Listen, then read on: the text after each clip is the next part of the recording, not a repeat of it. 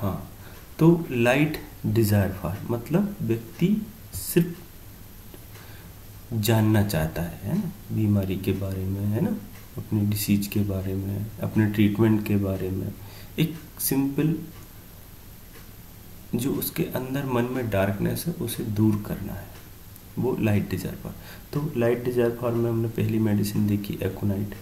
तो एकोनाइट क्या, एक बहुत ज़्यादा डरा हुआ व्यक्ति है, बहुत घबराया हुआ है ना, और एक दिमाग में कहीं ना कहीं डेथ का डर है, एक प्रिडिक्शन भी है ना। लेकिन जब उसे लाइट मिलता है, जब कोई काबिल डॉक्टर या डॉक्टर उसे एश्योरेंस देता है कि नहीं तुम ठीक हो जाओगे, बीमारी कोई बड़ी नहीं है, तुम्हें सिर्फ गैस बनी हुई है, कोई हार्ट की प्रॉब्लम नहीं है, तो ये जब सिंपल पॉजिटिव एश्योरेंस सुन के एकोनाइट क्या होता है, बीमारी के प्रति एकदम निश्चिंत हो जाता है। तो फिर उसमें आता है डेलूजन शीप ड्राइविंग, कि जैसे बीमारी एक बहुत छोटी चीज़ है, एक बहुत आसानी से मूव करने वाली चीज़ उसको लगती है। तो वो जब लाइट पड़ता है तो फिर वो डेलूजन शीप ड्राइविंग या एंजाइटी कोल्ड ड्रिंक एम्बुलेशन, जो उसकी कोल्ड मतलब जो उसके दिमाग में खलबली मची हुई है ना, वो जो बीमारी के प्रति डरा हुआ घबराया हुआ है, और कोल्ड मतलब जो स्मूथ कर दे उसको, तो उसकी सारी एंजाइटी बीमारी को लेके यदि डॉक्टर उसे कोई सांत्वना दे दे, कोई अच्छी चीज़ बता दे, है ना, तो उसकी सारी एंजाइटी एकदम ख़त्म हो जाती है। उसके लिए रूब्रिक है एंजाइटी कोल्ड ड्रिंक एम्बुलेशन, है ना, कोल्ड ड्रिंक मतलब जो स्मूथ करे, है ना। तो ये एकोनाइट की स्टेट होती है।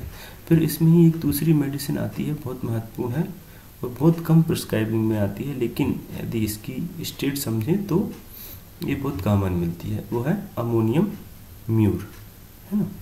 तो अमोनियम म्यूर की स्टेट कैसे डेवलप होती है, अमोनियम म्यूर का एक जो बहुत अच्छा रूब्रिक है वो है अमोनियम म्यूर डेलूजन मर्डर।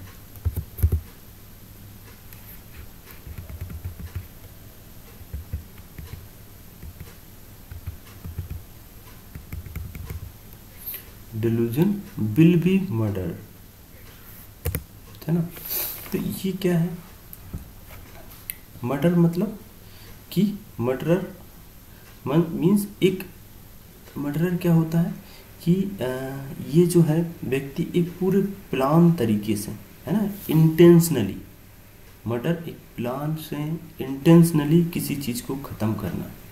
तो विल बी मर्डर्ड, मर्डरर मतलब उसका ये मर्डर होने वाला, मतलब उसके लिए कोई चीज़ है जो पूरे प्लान से एक तरीकेबद्ध से उसे ख़त्म किया जाएगा, ख़त्म कर रहा है कोई, है ना। देयर और उसके सपोर्टिंग रूब्रिक हैं कंक्लूजन, जैसे delusion head is surrounded by fire, डेलूजन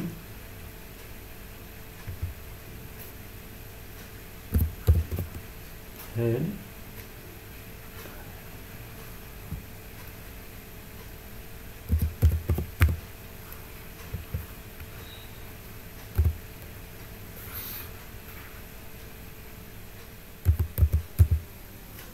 delusion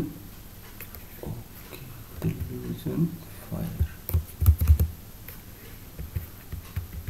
head is surrounded by fire, है ना। तो head is surrounded by fire, है ना, कि उसके जो आसपास है, उसके सिर के आसपास है, ये कैसा है, एकदम पूरा जो हेड है वो surrounded by fire.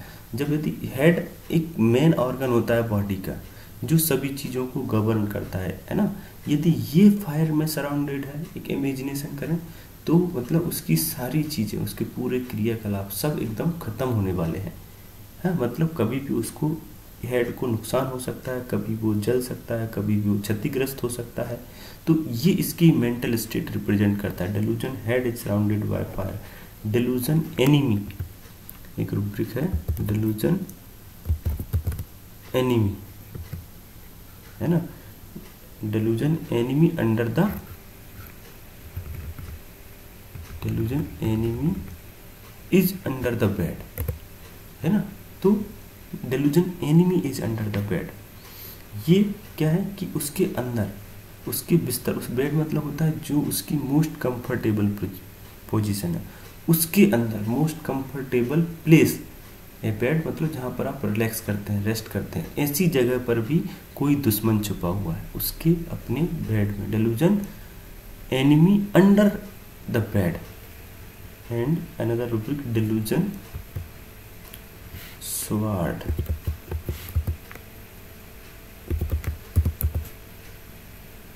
Sword hanging over the head. तो ये सारी चीजें, स्वॉर्ड हैंगिंग ओवर, तो जैसे कि उसके सिर पर तलवार लटकी हुई है। अब ये जो सारी चीजें हैं, ये इतने सारे रूब्रिक हैं, ये क्या रिप्रेजेंट कर रहे हैं अमोनियम म्यूर के लिए, कि कहीं ना कहीं ये दिमाग में है उसके कि कोई प्लान, कोई चीज है ना, कोई बीमारी, कोई व्यक्ति मुझे धीरे धीरे, है ना, मुझे पूरे प्लान से मेरे को पूरी तरह से खत्म करने वाला है ना। ये जो विचार है ना, ये उसको पूरी तरह से डिप्रेस कर देता है। This thought has depressed her to the extent that she start feeling of paralysed.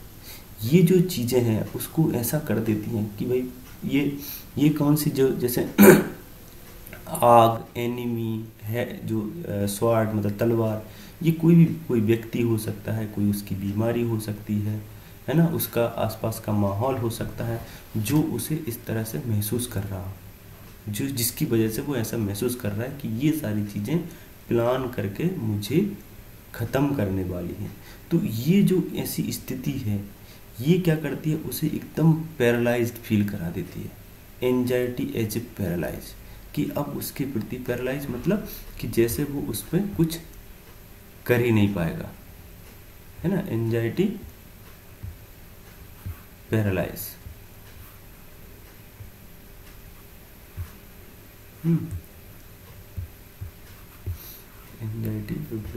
Anxiety as a paralysed.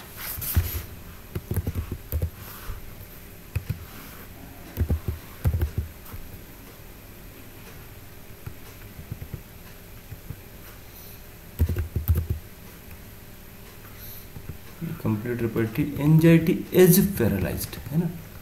तो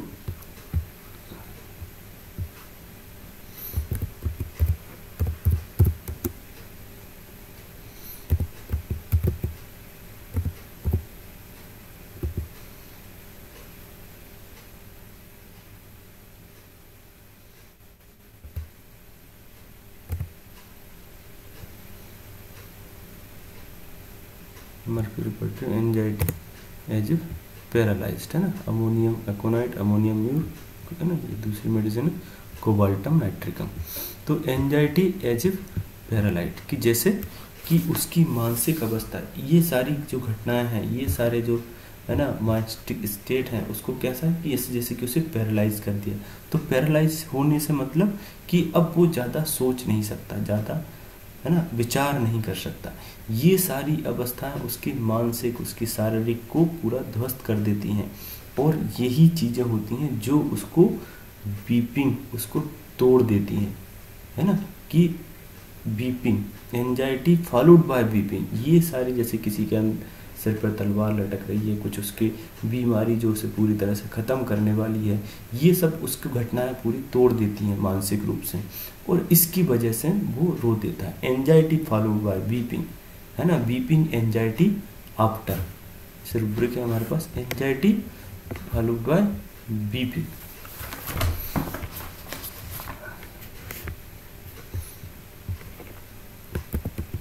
एंजाइटी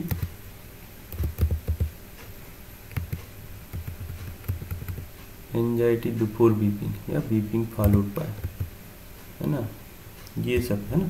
और ये जो चीज़ें हैं, डिसीज जैसे कि पैरालाइज हो गया है, मर्डर है ना, ये एंजाइटी जो प्रेजेंट सिचुएशन में फील कर रहा है, ये अल्टीमेट इसका कोई आंसर नहीं।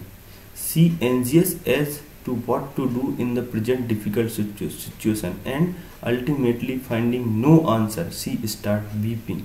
There is several rubric which contribute this state, जैसे timidity, slowness, indifferent to external things, sit inclination to sit, absent minded, spoken when, laughing never, grief and cry cannot, ये सारे rubric हैं, है ना। ये सारे rubric किस अवस्था